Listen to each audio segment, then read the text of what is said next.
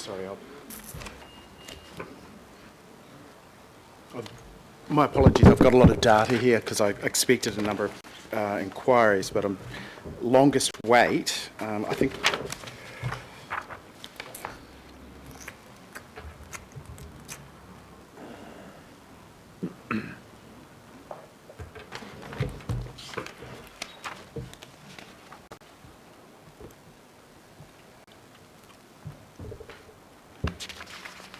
I'm sorry, I've got peak times and peak days, but I don't have the actual longest wait that would have affected a customer due to this. I can get that information though.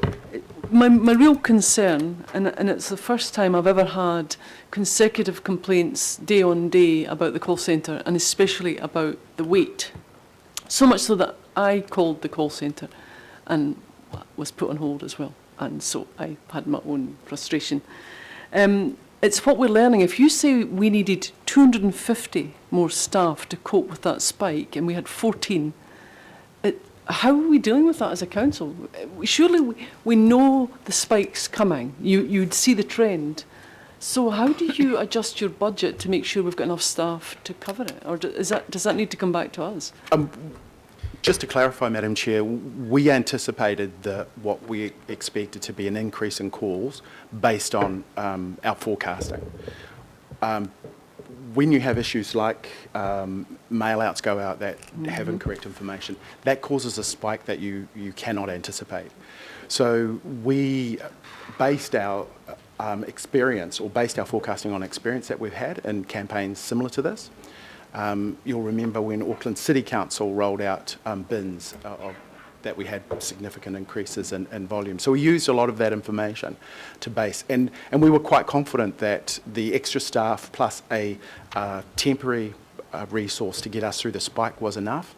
As I said, these volumes were generated by calls that we couldn't anticipate because of some of the issues that you're talking about. We expected increases, and we would have been able to cope with a significant increase with the extra, I think on top of it, 20-odd staff. That's quite a big jump. That's what we would do for a rates increase every year to cope with our seasonal increases.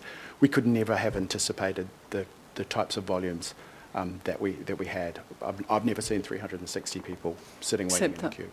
And my final question on this is, what happens on the weekend? And again, I had direct experience of a fairly lengthy call on the weekend, which was a real disappointment to me.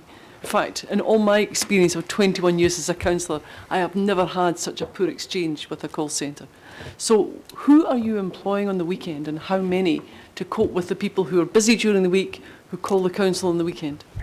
We have, through the chair, we do have staff rostered over the weekends, and it is based on our normal patterns of work, and we did anticipate through this process that we would need extra staff on.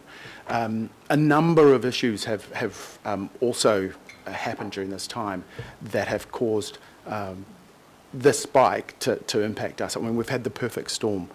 We've had new core go live, we've had our rates, dogs, we've had significant weather events on a regular basis that haven't helped as well. But once again, we believe we have enough staff on the weekend, but not for this type of impact outside our normal peaks and troughs, definitely. But yes, based on the volumes, we should have been able to accommodate a normal level of resourcing. Okay. There may be questions from my colleagues, but that's fine. My other question is really for Kevin. And it's about the Diversified Assets Fund. We're going to have an update of that later in extraordinary Page item. 79, no, I'm talking to this report here. Kevin, on page 79, it says here, Treasury manages the trust within guidelines in the Council's Treasury policy. Can you tell me whether there's a statement of ethical investment within that policy? Councillor Casey, we're going... It's a question based on Councillor Casey, we are going to get a report from... It's in this report here. I It's a question to understand Kevin. that, but Is there in the- a statement within Councillor Casey, either we are the now investment policy I'm going to rule that or out the at this Treasury stage. policy about I'm- ethical investment? Councillor Casey, Yes I'm or going to no? rule that out at this time because actually it's coming up as an item I on have this no agenda. item of paper that tells Well, me anything. Councillor I've got an Casey- expert sitting in front of me. Councillor Casey, I don't think that I Kevin think is the answer is expert. no, Kevin, right? No, that's not true. And that is in breach of what we're talking about. So, thank you. I've got Councillor Penrose, Quack, Ross, Councillor Crum, and Councillor Stewart, and then we might break for lunch.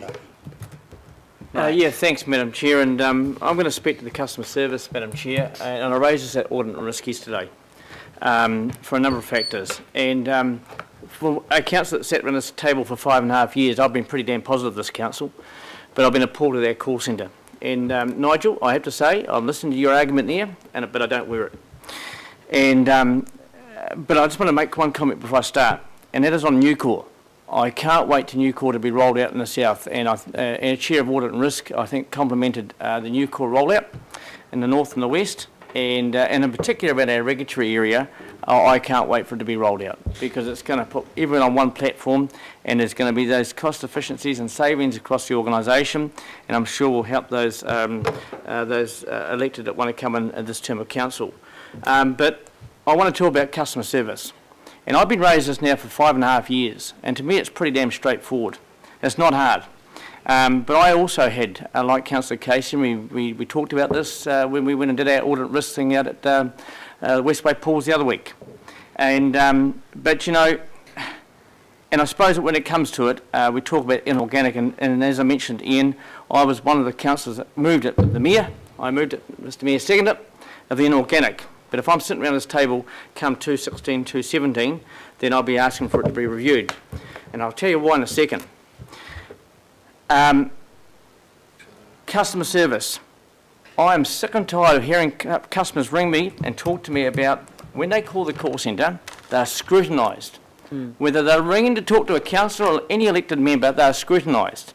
Members of the public are scrutinised. And I'll give you an example. My own wife said to me the other day, I give up on Auckland Council. And I said, why? She said, I called the Pukekohe Service Centre the other day to talk to the duty planner. What do you want to talk to the duty planner about? Who are you? What's it about? Do they know All that time on the phone. When it's, certainly madam, certainly sir, I'll put you through. 2 seconds, done. Not waiting on the phone, getting a full list of 5 minutes, 10 minutes on the telephone for that person to call the call centre. And I'm talking, I can back you up with evidence. If you want the evidence, I can back you up with people saying, I get it all the time. They give up calling the call centre. Audit and risk. I raised it yesterday. I myself was driving through the Hunua Gorge to go to a dinner, 5 o'clock Sunday week ago, 5 o'clock on a Sunday night. Goats and sheep all across the gorge, the Hunua Gorge. And I thought, my gosh, someone's going to come flying around that corner, going to swerve to miss those goats and sheep on the road and kill themselves or maim themselves of some description. I called the call centre on my council phone. 5 minutes later, I'm still waiting. It's still going. I called on my private phone. 5 minutes later, I'm still waiting. I arrived at my destination, It was ours. having dinner, ready to have dinner with the guest I was invited to. I put my speakerphone on, sit at the dinner table, and the council thing kept regurgitating itself 13 minutes. And they said, for God's sakes, hang that up, will you? Hang it up. 20 odd minutes later, I'm still waiting. Thankfully, no one was killed or maimed on that road because I had to back the people because of our insufficiencies. I just can't understand what we're doing wrong. We talk about the inorganic, and what I'm saying here is it's costing us 63 cents a week for the average household. And I pushed this because of the pressure I was under in the south with inorganic spilled all over the roads. And I was always quoted by a lot of people, they said we look like we live in a third world. That's what they quoted to me. So I pushed for the inorganic to be changed. I'm starting to have second thoughts about that now. Because if it's 63 cents a household, and all this added cost to the call centre, what's the average cost costing a ratepayer now? I have to ask that question. So I have to say, unless we get the thing sorted out, if I'm sitting around this table come 216, 270, if I am, you might be hoping I'm not going to be, I'll be asking for change, unless we can get the damn thing under control. Duty planners. I have to say we need to review the duty planners.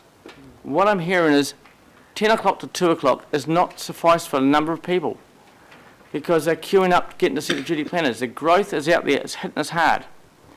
I complimented our building team before. We're under huge pressure for trying to get the workload through. But we need to increase the duty planner hours because 10 to 2 is not long enough. It is not long enough.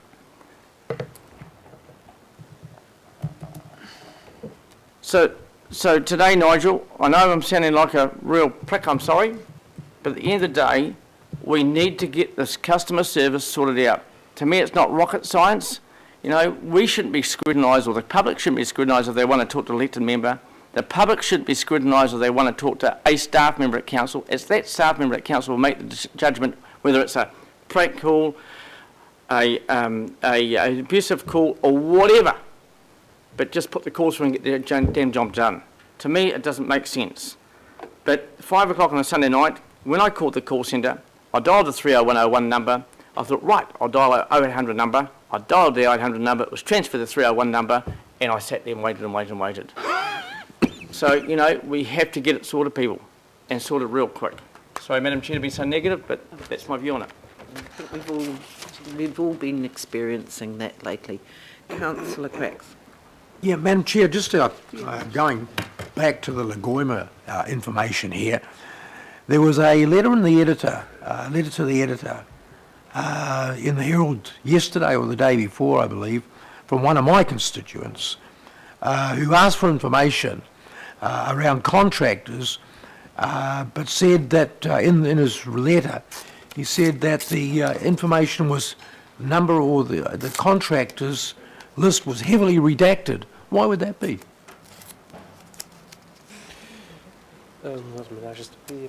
Manaj is going to answer this question. He's the man. Through you, Madam Chair, Councillor Quacks, I don't have information on a specific Lagoima, but I'm happy to follow that up for you if you'd like. Thank you, Councillor Clow.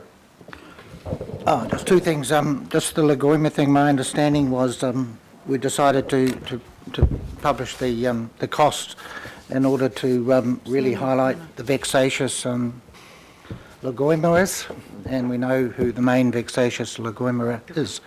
So could you just confirm that that's really the main reason we do that? Sorry, you mean publish the cost to identify the vexatious Lagoimas? No, it was, like I said at the start, it was very much because this committee wanted a sense of how much Lagoimas cost the organisation as a whole. It wasn't necessarily targeted at anyone. That's a good answer, but I think that might have been our intent for getting that information published in this report. The second one, just with the mail out, what went wrong with the mail out? Why was it wrong? Through the chair, there was a programme for rolling out the inorganics across the region, and it's split up into 7 different areas over a 41-week period, and obviously each area has a specific week. It was as simple and as stupid as sending the wrong letter with the wrong information on. Okay. And how many of those stand-up, pop-up sort of electronic signs do we have around the place, which say, call this number and put your address in and it'll tell you your pickup date? Do we put a few of those up around? Yep, through the chair. Yes, we did. We had a number on the North Shore, and we've had about, I think it's just under 50,000 people sign up to that. So that's been very successful. And in New Lynn as well. To help. If I can just add on the inorganics, when we do get it wrong, we honour all late bookings. So if people have, so clearly we aim to correct we send a wrong leaflet out, we aim to correct it as soon as possible. And if someone does phone up or contact us and say that they've missed their booking period, we will honour all of those bookings. Yep. So that has been a commitment that we've made. And to date, we've made over 60,000 collections from properties. Thank you. Thank you. Councillor Crum. Just a very, very quick comment. I just want to back up what Member Taipari raised earlier in terms of the Māori Impact Statement and the Ethnic Peoples Advisory Panel Forum being in there. That's pretty dubious that that's in there. I attended that, so I don't get the connection on why it's ended up in this report, and we can do better than that. Just a comment.